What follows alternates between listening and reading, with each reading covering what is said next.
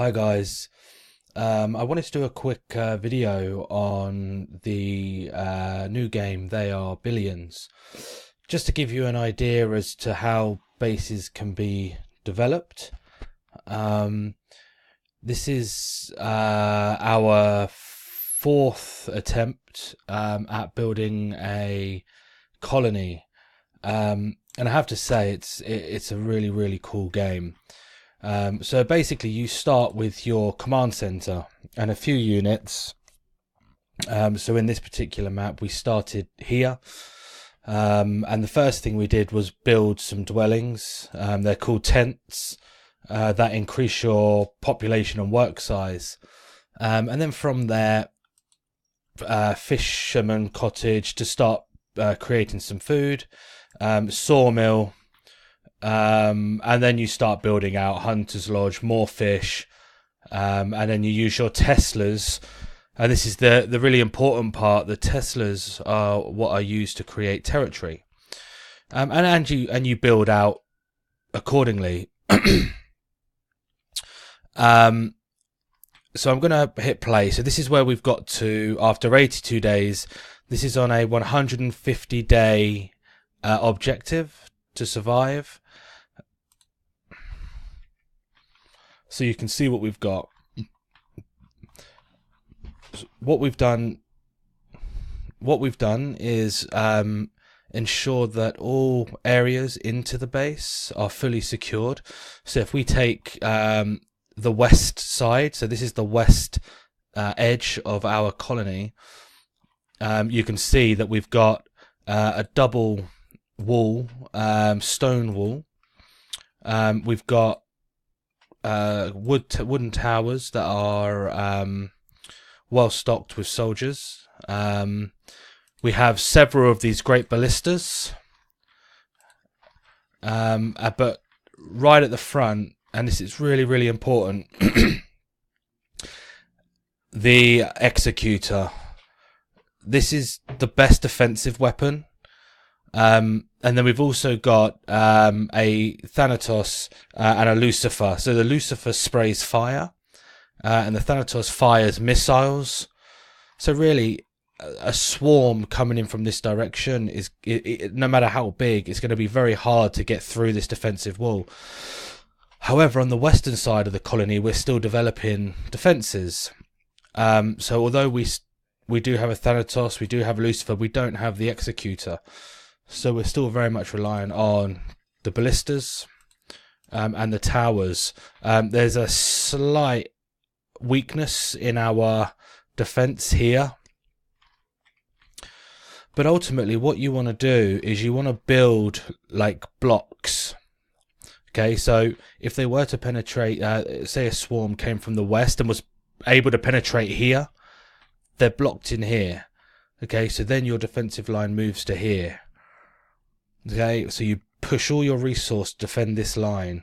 If they break through here, the likelihood is they're going to come to here next, or here. So these choke points. So what you can do is draw all these back, all these units back to this point, and defend this line. You know, and if you manage it carefully, you'll actually find that you'll defeat the swarm and you can rebuild back out.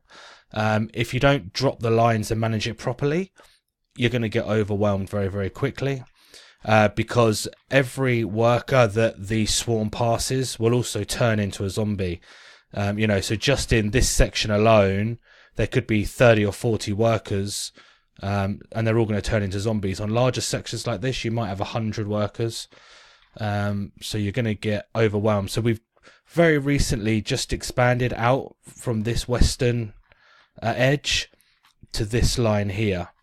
So you can see it's a long defensive line that's relatively unmanned, and we've just started producing buildings and resource in this section.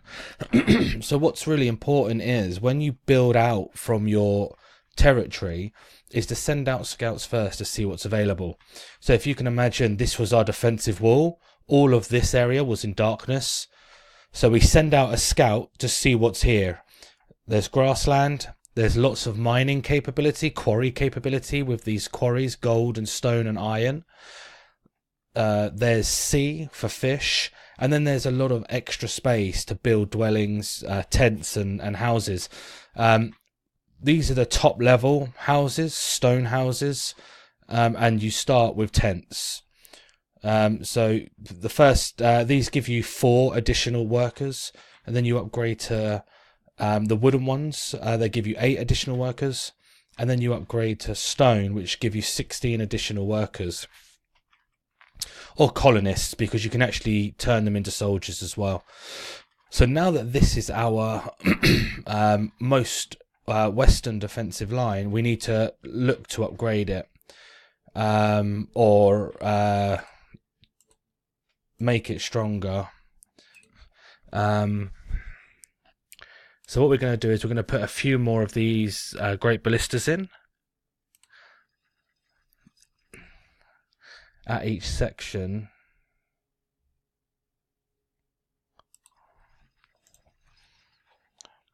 which will just help solidify the base.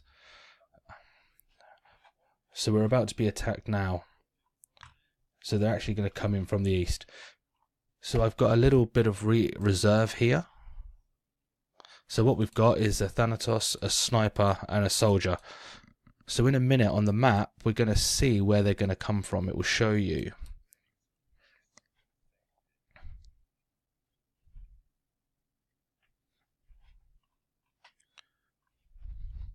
There we go. So they're coming from up here. So we need to get all of our defences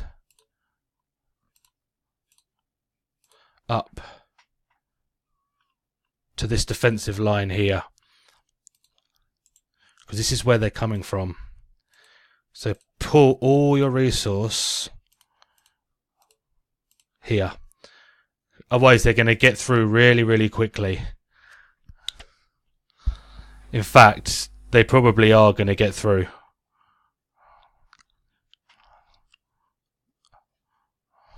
Let's have a look. Oh,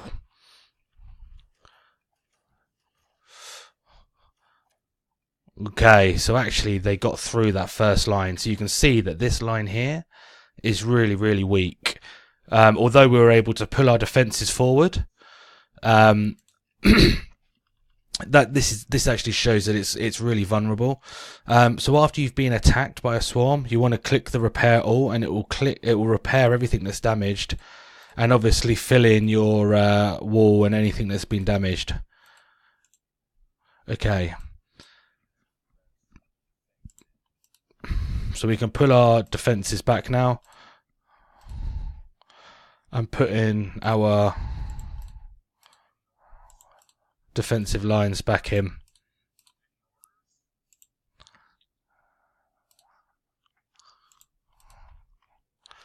So I think what we're going to do now, because of that, we'll put in an extra troop there. We'll put in an extra troop there. And just to solidify it further, let's put in a couple more of these. We'll put another one here. And then we'll take our reserve units and put them back in their reserve location. I selected this location because it's central to the colony. So whether we're going to get attacked from the east or whether we're going to get attacked from the west, I can draw them over quickly. So that's it really. Just to give you an idea of how to manage larger colonies when you get to that size.